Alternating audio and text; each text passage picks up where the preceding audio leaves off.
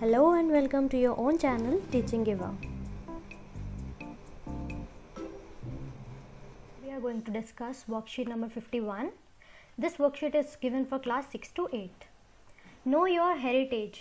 Heritage के बारे में जानिए, अपनी विरासत के बारे में जानिए. Heritage is a word which is used for those things which are given to us by our ancestors, यानी कि जो हमारे पूर्वज होते हैं, वो जो हमें देकर गए हैं चीज़ें, हमारे देश को जो चीज़ें देकर गए हैं. पहले के ज़माने में बहुत बड़े बड़े राजा महाराजा हुआ करते थे और एक तरह से वो सभी हमारे पूर्वज होंगे, एंसेस्टर्स होंगे, जो भी पहले महान लोग रहे हैं, जिन्होंने हमारे देश के लिए बहुत काम किया है, बहुत अपनी जानें गंवाई हैं. तो एक तरह से देखा जाए तो उन्होंने हमारे देश के लिए कुछ विरासत में दिया है, चाहे वो कल्चर के फॉर्म में हो, चाहे वो प्रॉपर्टी के फॉर्म में हो. अब यहाँ पर देखा जाए तो हमें जो प्रॉपर्टी के फॉर्म में कुछ मॉन्यूमेंट्स डिस्कस किए गए हैं, जिनके बारे में यहाँ पर थोड़ी इन्फॉर्मेशन दी गई है आपको, ताकि आप उनके बारे में थोड़ा जान पाएँ कि क्या क्या खास बातें रही हैं उन मॉन्यूमेंट्स की, हिस्टोरिकल मॉन्यूमेंट्स की, और उनसे रिलेटेड आपसे कुछ क्वेश्चंस नीचे पूछे गए हैं. तो यहाँ पर सबसे पहला जो हिस्टोरिकल मॉन्यूमेंट यहाँ पर दिया गया है वो है कुतुब मीनार. आप सभी को पता है कि कुतुब मीनार की पिक्चर है, ये आपने देखा भी होगा. It's a 5 storey monument built by Qutbuddin Aibak in 1193. तो यहाँ पर ये एक 5 मंजिला 5 स्टोरी मॉन्यूमेंट, मतलब 5 मंजिलें हैं इसमें. आप देख सकते हैं 1, 2, 3, 4 और ये 5. तो आप देख सकते हैं कि ये 5 स्टोरी मॉन्यूमेंट है, बिल्ट बाय कुतुबुद्दीन ऐबक. किसने इसको बनवाया था? कुतुबुद्दीन ऐबक ने. ठीक है. However he could construct only the basement. तो सिर्फ उन्होंने अपने समय में सिर्फ इसकी बेसमेंट तैयार की थी. ठीक है. 3 stories made of sandstone. Basement जो है ये है कि आपका इसका बिल्कुल नीचे का हिस्सा वो तैयार कर पाए थे. ठीक है. 3 stories made of red sandstone were constructed by his successor Iltutmish. तो यहाँ पर जो है बताया गया है कि जो पहली 3 स्टोरीज थी, ये 3 जो हैं वो इल्तुतमिश ने, यानी कि जो उनके सक्सेसर थे, उनके बाद जिनको उनकी गद्दी मिली, जो उनके सक्सेसर थे इल्तुतमिश जिनका नाम था, उन्होंने जो है वो 3 स्टोरीज बनवाई. वो किससे बनवाई उन्होंने? लाल जो है सैंडस्टोन, यानी कि सैंडस्टोन क्या होता है? सैंडस्टोन होता है एक पत्थर होता है एक तरह से, जो एक तरह की मिट्टी, बलुआ मिट्टी होती है, उससे बनाए गए पत्थरों से, लाल रंग की बलुआ मिट्टी से बनाए गए पत्थरों से इसको बनाया गया था. इसके बाद while two story last 2 story, यानी कि जो लास्ट की जो 2 स्टोरीज हैं, ये वर मेड ऑफ मार्बल का इस्तेमाल किया गया था इनको बनाने के लिए, और sandstone. Not red sandstone but sandstone and completed by Firoz Shah Tughlaq. तो उसके बाद जो आखिरी 2 मंजिलें थी वो बनाई गई थी फिरोज शाह तुगलक द्वारा. It is 73 metre high. तो इसकी बहुत ही खास बात क्या है कि ये 73 मीटर इसकी हाइट है. ये बहुत लंबी इमारत है ना. ठीक है. तो चलिए अब हम नेक्स्ट मॉन्यूमेंट देखते हैं कि कौन सा दिया गया है हमें. नेक्स्ट मॉन्यूमेंट है रेड फोर्ट. तो आपको तो पता ही है, रेड फोर्ट के बारे में भी आपने बहुत सुना है. यहाँ पर इसकी पिक्चर भी दी गई है. It was constructed between May 1639 and April 1648 by Mughal emperor Shah Jahan.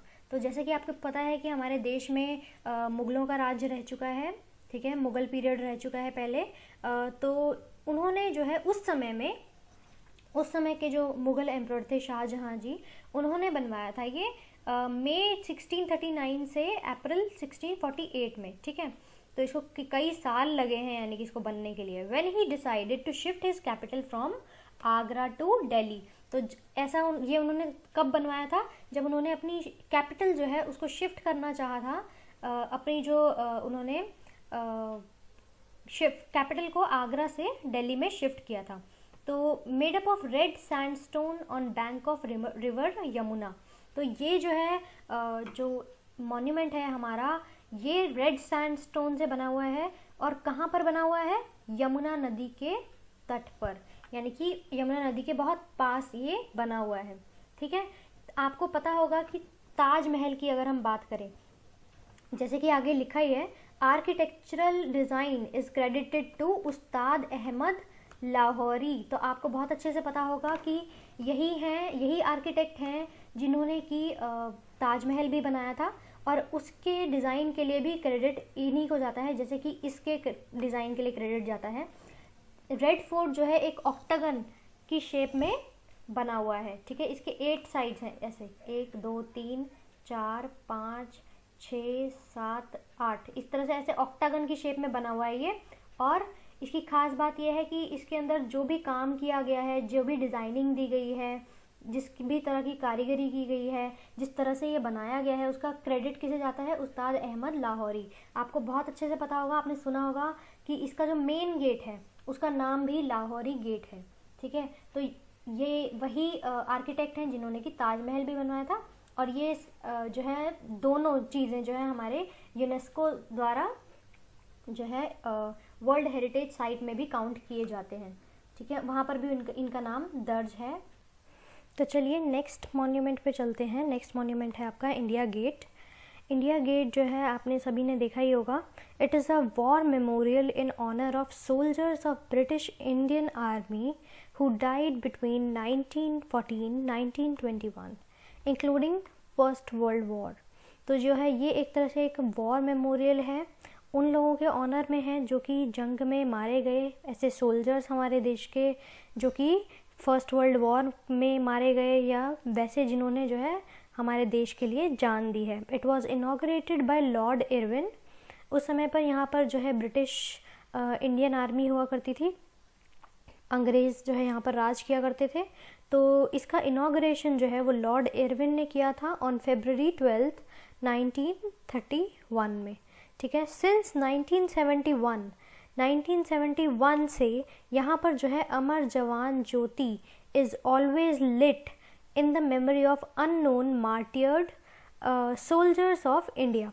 तो यहाँ पर जो है 1971 से, यानी कि हमारी आज़ादी के मिलने के बाद जो है अमर जवान ज्योति 1971 से जलाई जाती है, जो कि हमेशा जली रहती है उन सोल्जर्स के लिए जिन्होंने कि हमारे देश के लिए जान दी है, ठीक है। तो चलिए अब हम इसके क्वेश्चंस कर लेते हैं। Describe the importance of red fort in your own words. तो यहाँ पर आपको रेड फोर्ट के बारे में डिस्क्राइब करना है, इसकी क्या इम्पोर्टेंस है। तो आपको रेड फोर्ट के बारे में यहाँ पर आप आंसर लिख सकते हैं इस तरह से। The red Fort is a historic fort of 17th century in the city of Delhi that served as the main residence of the Mughal emperors।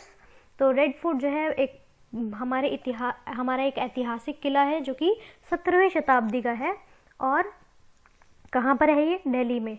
और इसने क्या काम करा कि मुगल जो एम्परर्स थे उनके एक तरह से उनका रेजिडेंस था जहाँ पर वो रहते थे, ठीक है। Emperor Shah Jahan constructed it with red sandstones on the bank of river Yamuna when he decided to shift his capital from Agra to Delhi। तो एम्परर यानी कि जो कि हमारे शाहजहाँ थे, मुग़ल एम्परर, उन्होंने इसको बनवाया था रेड सैंडस्टोन से। कहाँ पर बनवाया था? यमुना नदी के तट पर। और क्यों बनवाया था? क्योंकि वो अपनी जो कैपिटल है उसे आगरा से दिल्ली शिफ्ट करना चाहते थे। इसके अलावा हम लिख सकते हैं कि originally red and white, its design is credited to architect Ustad Ahmad Lahori. तो इसका जो है सबसे पहले जो है ये रेड एंड वाइट हुआ करता था, बट और जो इसका क्रेडिट है जो कि इसकी जिस तरह की इसकी बनावट है, जिस तरह से भी इसे बनाया गया है, तो उसके लिए जो है इसका क्रेडिट जाता है उस्ताद अहमद लाहौरी जी को। It is a famous tourist destination today. आज के समय में ये एक फेमस टूरिस्ट डेस्टिनेशन है। और एक और ख़ास बात जो हम इसमें लिख सकते हैं, that it is also the place from where our prime minister addresses the nation on Independence day.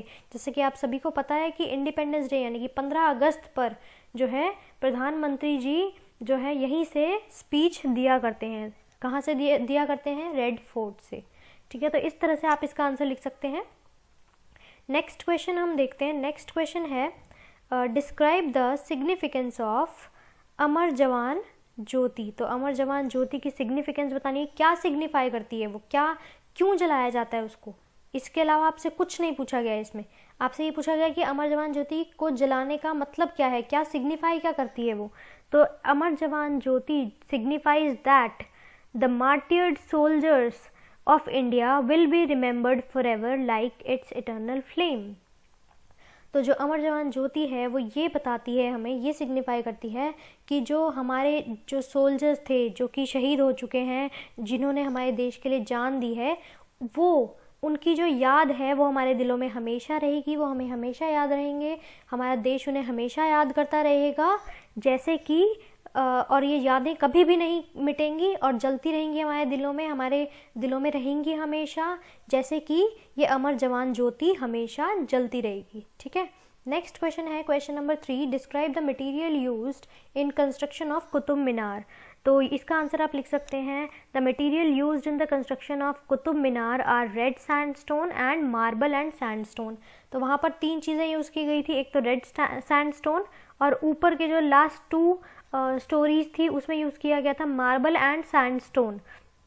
फिर भी अगर आप मेंशन करना चाहें तो आप लिख सकते हैं, first 3 stories were made of red sandstone while last 2 stories were made using marble and sandstone. Okay, इसके बाद आपका लास्ट क्वेश्चन है, on which historical monument you would like to visit on school picnic after the end of this pandemic. तो pandemic होता है महामारी, जो कि इस टाइम पर आपको पता ही है कि कोरोना की चल रही है।